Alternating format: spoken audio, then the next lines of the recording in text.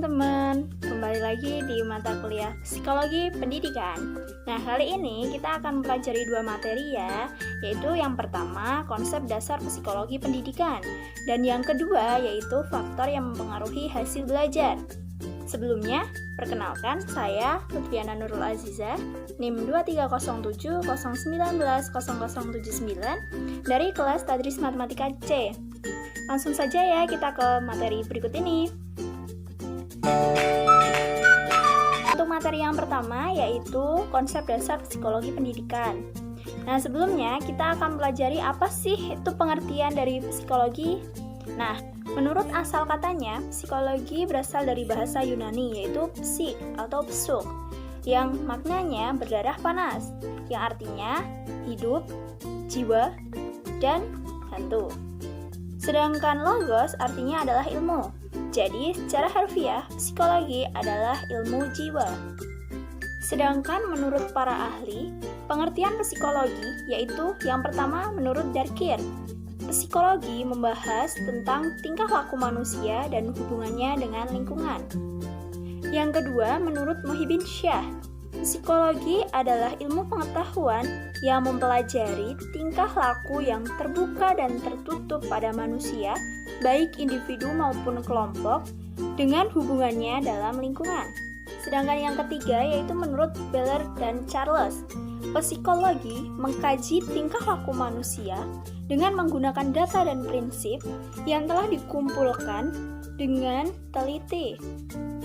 Jadi, kesimpulan dari psikologi itu adalah suatu ilmu yang membahas tentang tingkah laku manusia yang disebabkan oleh hubungan interaksi antara dirinya dengan lingkungan.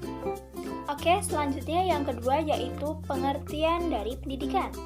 Nah, dari arti dasarnya, pendidikan diartikan sebagai proses perubahan sikap dan tata laku seseorang atau sekelompok orang dalam usaha mendewasakan manusia melalui upaya pengajaran dan pelatihan. Kemudian, menurut Ki Hajar Dewantara, pendidikan pada hakikatnya adalah usaha sadar untuk mengembangkan kepribadian dan kemampuan di dalam dan di luar sekolah. Sedangkan pengertian pendidikan menurut TAP MPR nomor 5 garis miring MPR garis miring 1973 sebagai berikut ini ya teman-teman.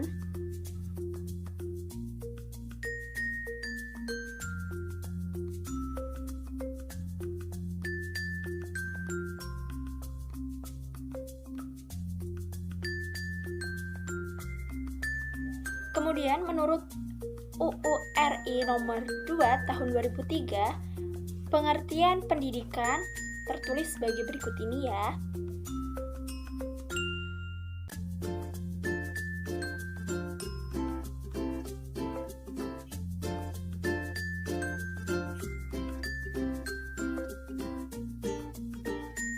Jadi, kesimpulannya, pendidikan adalah suatu proses yang dilakukan untuk memperoleh ilmu pengetahuan, pemahaman, dan cara bertingkah laku berdasarkan tuntunan, pengajaran, dan pelatihan dengan metode tertentu sebagai implementasi dari kecerdasan pemikir. Selanjutnya, kita masuk ke pengertian dari psikologi pendidikan.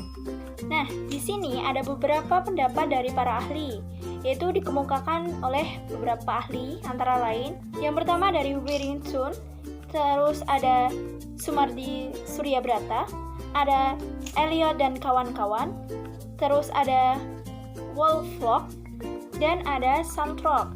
Nah, pendapatnya dikemukakan sebagai berikut ini ya.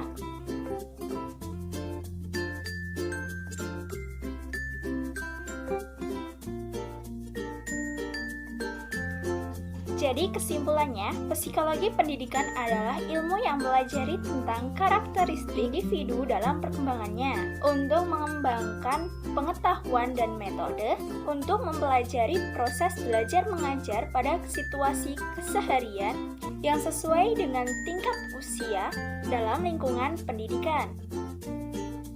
Kemudian, tujuan dari psikologi pendidikan itu ada 5 ya, yaitu yang pertama, untuk memahami perbedaan siswa, yang kedua, untuk memilih strategi dan metode belajar, yang ketiga, untuk menciptakan suasana belajar yang kondusif, yang keempat, memberikan bimbingan dan pengarahan kepada siswa, dan yang terakhir yang kelima yaitu mengevaluasi hasil belajar siswa. Selanjutnya, ruang lingkup psikologi pendidikan. Nah, di sini ada 14 ruang lingkup psikologi pendidikan ya, teman-teman. Nah, apa saja sih ruang lingkup psikologi pendidikan di sini? Kita lihat bersama ya. Berikut ini.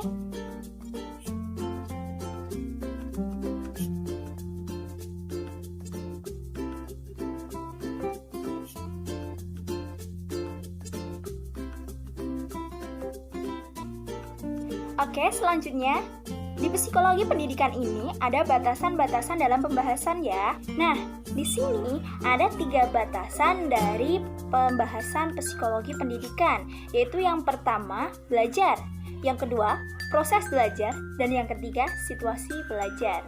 Di materi ini kita juga membahas tentang hubungan psikologi dan pendidikan.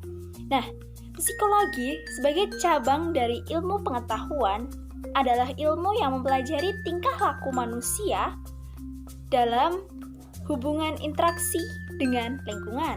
Psikologi mempelajari berbagai aspek perkembangan individu. Nah, sedangkan pendidikan mengembangkan berbagai potensi yang secara luas melibatkan aspek fisik dan psikis pada manusia.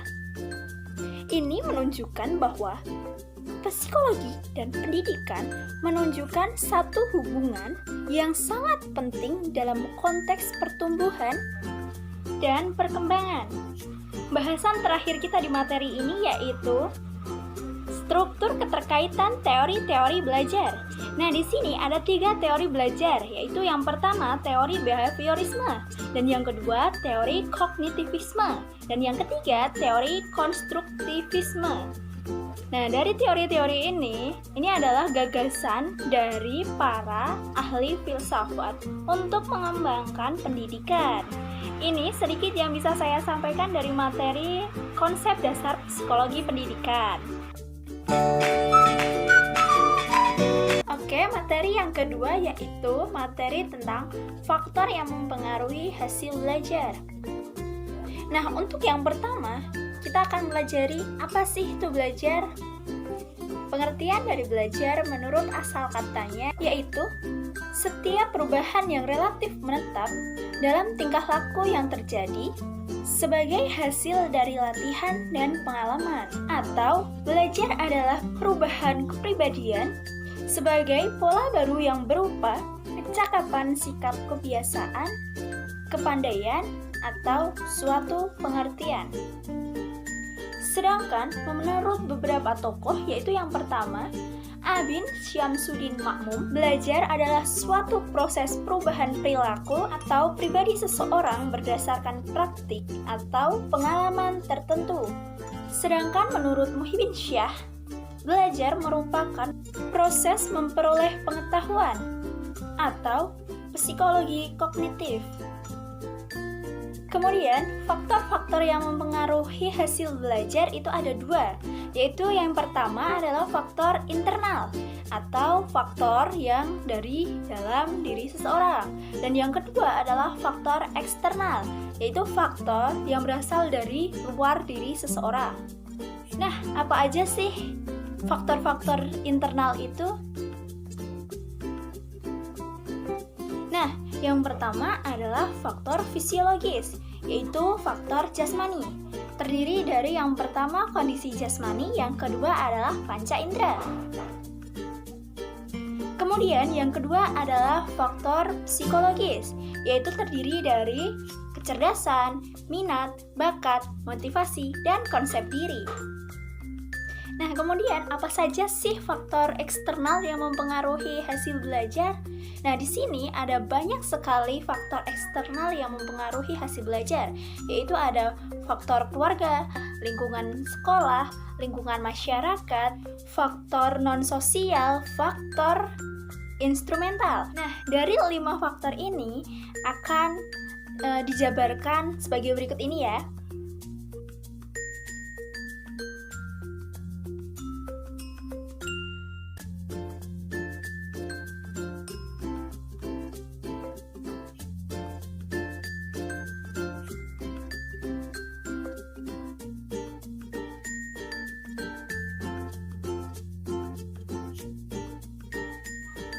Ini sedikit yang bisa saya sampaikan dari materi faktor yang mempengaruhi hasil belajar. Bila ada yang ingin ditanyakan, bisa ditanyakan ya teman-teman. Sekian dari saya, kurang dan lebihnya saya mohon maaf yang sebesar-besarnya. Wassalamualaikum warahmatullahi wabarakatuh.